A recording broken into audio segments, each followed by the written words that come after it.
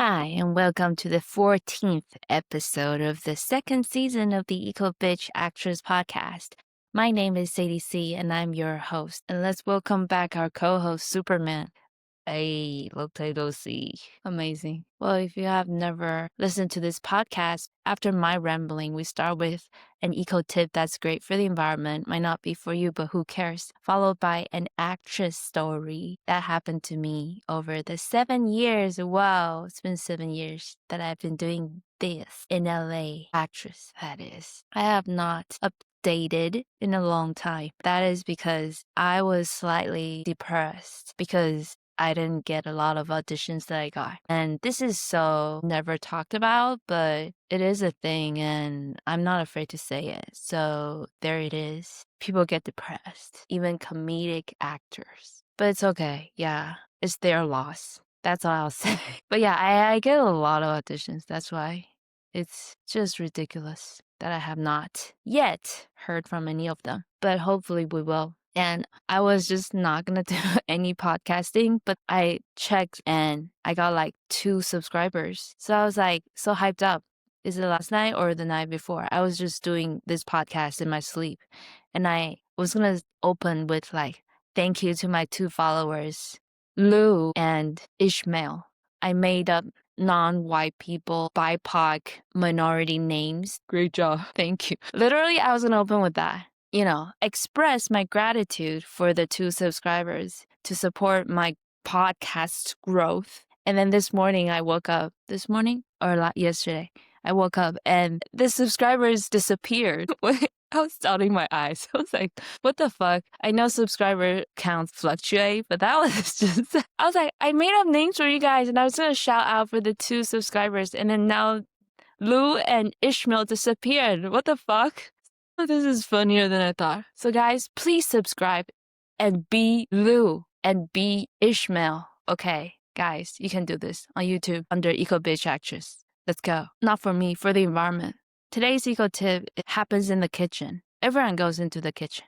I think everyone can make an egg or everyone will crack an egg. Not everyone. Like loser billionaires probably don't crack their own eggs, but the average Joe listening to this, you probably make eggs by cracking them. And my tip is to use the whole egg. And the reason I say that is I see so many like on TV in all sorts of mediums, people just crack their eggs and let it drop for like 0.2 seconds and then they throw away the shell. But then there's still a bunch of egg whites in the shell. Okay, I know this is minute, but guys, it's important, okay? Because if the whole world clean out their eggshells of all the egg whites and cook the egg in its entirety, we probably will save 1 ton of trash from the whole world. So 1 ton is a lot. Your little, it's probably like 2 grams of egg white seems minute, but if every one of us does this is huge. Okay, so just do it. Of course, I'll just explain to the people who don't understand this, but the point is like, guys, you can just start with cleaning out your eggs. You can do it with your finger. Like just make sure you cook all the eggs and not leave any little bit of egg white in the shell. But start there and think of all the things you can do in the kitchen to save the kitchen scrap, right? And especially cooking shows. They irk me. They make me freaking mad because they're just scraping batter or some sort of sauce and they'll just do 50%. They will just not scoop the whole thing. And they leave a ton of food that's edible, that's just lying in the pan, but they're just like, "Nyeh," and probably just wash it down the drain when they could literally make 1 more muffin with the amount of batter they left in the pan. You know what I mean? They're wasting 1 muffin and they're just like, "Meh." And I'm sure a lot of people do this. And it's just like the amount you left in the cup, in the pan, the amount of coffee you don't drink, leaving the banana. I don't know. Why would you not finish a banana? I don't know. But people just don't finish their food. It is the worst feng shui for you. That's all I can say. It's really bad on karma.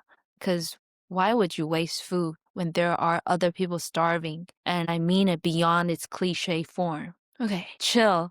The depression's coming out. No, I just got a veil the other day. Okay, that means I just got, anyway, I'm not gonna, this part will be cut, but Guys, I'll be gentle with you. It's also in my novel, so I don't want to over explain this, but wasting food, it's going to come back to you in 15 years and you'll be like, she was right. I'm not going to over explain this. This is not a woo woo podcast, but just don't waste your food and don't over order.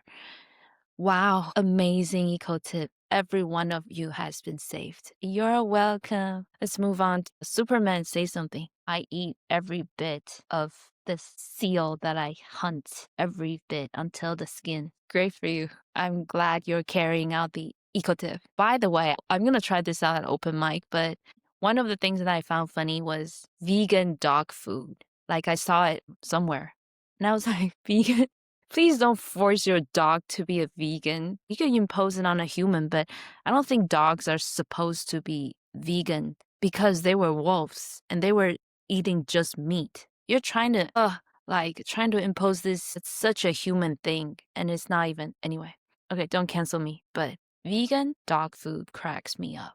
Okay, let's move on to my actress story. Today's story happened really recently. This is basically for myself, so everyone can go away. It's a win in an acting class. It's an on-camera class, so we all did a scene. And this is one of the hardest scenes I had to do. It's up there with like 10 other scenes. So it's a young mother's last words to her daughter before she dies because she was a victim of a plane crash and she was like videotaping herself on a phone or something. Whoa, of course, it was a lot. So what's my point? That's the story at the end. So I rehearsed for like 2 full days. I did nothing else and it was disturbing. Oh, that's why I'm so depressed too.